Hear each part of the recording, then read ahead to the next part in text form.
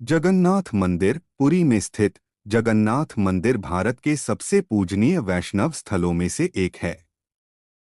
प्राचीन हिंदू मंदिरों में से एक जगन्नाथ मंदिर के मुख्य मंदिर का निर्माण चोड़गंग वंश के राजा अनंतवर्मा ने 10वीं सदी में करवाया था। परंतु मंदिर के अंदर स्थापित देवी देवताओं की प्रतिमाएं इससे भी प्राचीन मानी जाती हैं और इनका संबंध सतयुग के एक महान पौराणिक शासक राजा इंद्रयुम्न से है, जो प्रभु राम के भतीजे थे। सन 1174 में राजा अनंग भीम देव उड़ीसा के सिंहासन पर बैठे उनके द्वारा एक ब्राह्मण की हत्या हो जाने पर एक धार्मिक संकट उठ खड़ा हुआ। प्राचीन कथाओं के अनुसार उन्होंने अपने अपराध का प्रायश्चित करने के लिए प्रजा के लिए निर्माण कार्यों में बहुत अधिक धन का निवेश किया। उनके मंदिर निर्माण कार्यों में जगन्नाथ मंदिर के गौड़ मंदिर और चारदीवारी भी शामिल हैं। इनके निर्माण में 15 लाख सोने की मात्रा के बराबर पैसा, सन 1886 में 5 लाख स्टर्लिंग के बराबर व्यय हुआ और 14 वर्षों का समय लगा। सन 1198 में पूरा हुआ।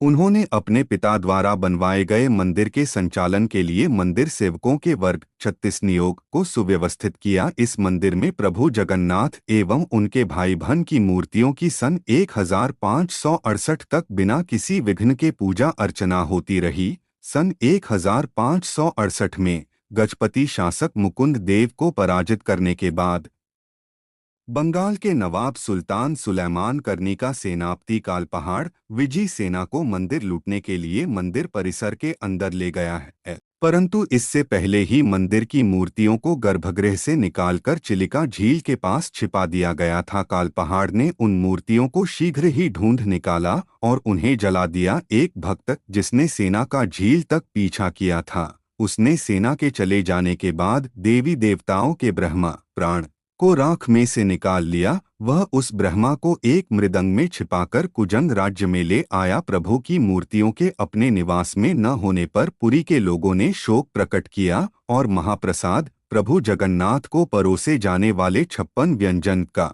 वितरण भी बंद कर दिया।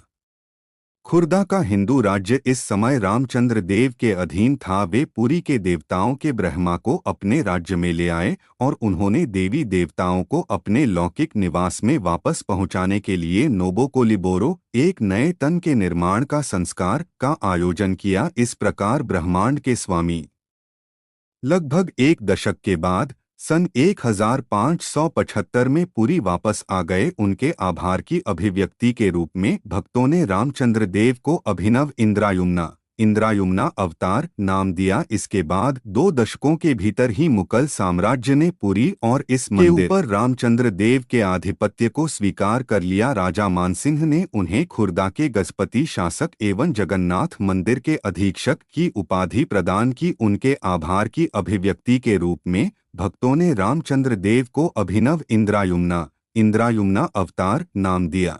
बाद में मराठों और अंग्रेजों ने मंदिर परिसर को क्रमशः सन 1751 और 1803 में अपने नियंत्रण में ले लिया। परंतु स्थानीय स्तर पर भक्तों का खुर्दा के राजाओं के द्वारा मंदिर और उसके संस्कारों का प्रबंधन करने में विश्वास बना रहा। सन 1809 में ईस्ट इंडिया कंपनी ने आधिकारिक रूप से इस मंदिर का प्रभार राजाओं को लौटा दिया और इन राजाओं ने इस मंदिर पर अपना अधिकार तब तक नहीं छोड़ा जब तक अंग्रेजी सत्ता स्वयं ही भारतीय उपमहाद्वीप से समाप्त हो गई। सन 1975 में भारतीय पुरातत्व सर्वेक्षण ने एक परियोजना के अंतर्गत नीचे की मूल रचनाओं को अनावृत करने के लिए चुने के प्लास्टर की कई सारी परतों को निकाल दिया। यह संरक्षण परियोजना 2 दशकों तक चली। अब यह मंदिर, जिसे यूरोपीय नाविकों ने 19वीं सदी में व्हाइट पगोडा का नाम दिया था, अपने प्राकृतिक रंगों सहित उन खोंडालाइट पत्थरों को सगर्व प्रदर्शित करता है जो अनंतवर्मा द्वारा इस प्रभु के घर को बनाने के लिए 10वीं सदी में प्रयोग किए गए थे। निर्माण के बाद से मंदिर के भीतर अनुष्ठान और प्रणालियां काफी हद तक अपरिवर्तित रही हैं। यहाँ ब्रह्मांड के स्वामी की एक बड़े अनोखे ढंग से पूजा की जाती है। उनको एवं उनके भाई बहन को एक परिवार के सदस्य के रूप में प्यार किया जाता है और उनकी देखभाल की जाती है। प्रतिदिन सुबह उन सबको संगीत एवं आरती के साथ उठाया जाता है। उनके सोने के कपड़े बदले जाते हैं और दांत मांजे जाते हैं। उन्हें नहलाकर और कपड़े पहनाकर सुबह के दर्शन के लिए समय पर तैयार किया जाता है। इसके बाद शीघ्र ही उनके कपड़े बदलकर उन्हें प्रातःकालीन लघु आहार गोपाल बल्लभ दिया जाता है, जिसमें वे फल, दही और हरा नारियल ग्रहण करते हैं। 10 बजे दूसरा नाश्ता राजभोग होने के बाद उन्हें सुपारी खिलाई जाती है, जो पाचन में सहायक होती है। 1 बजे देवी देवता एक बड़ा दोपहर का भोजन मध्याह्न धूप करते हैं। सन 1910 में इस मध्याह्न भोज में 435 व्यंजन शामिल थे। वस्तुतः यह देवताओं के लिए एक उपयुक्त आहार है। प्रत्येक भोजन के बाद आराम किया जाता है और देवताओं को भी इसकी आवश्यकता होती है। इसलिए गर्भगृह में खाटें डाल दी जाती हैं और भगवानों को शांतिपूर्वक सोने दिया जाता है।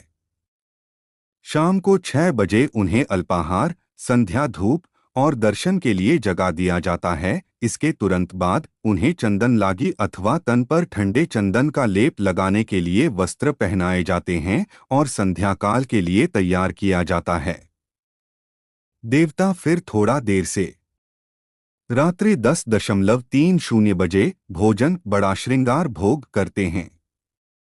इसके बाद सोने के लिए उनकी खाटें हटाकर अब अधिक आरामदेह गद्देदार पलंग डाल दिए जाते हैं। मंदिर सेवकों में से एक सेवक उन्हें वीणा की ध्वनि के साथ गीत गोविंद कवि जयदेव द्वारा रचित 12वीं सदी का काव्य का एक गीत सुनाकर सुला देता है।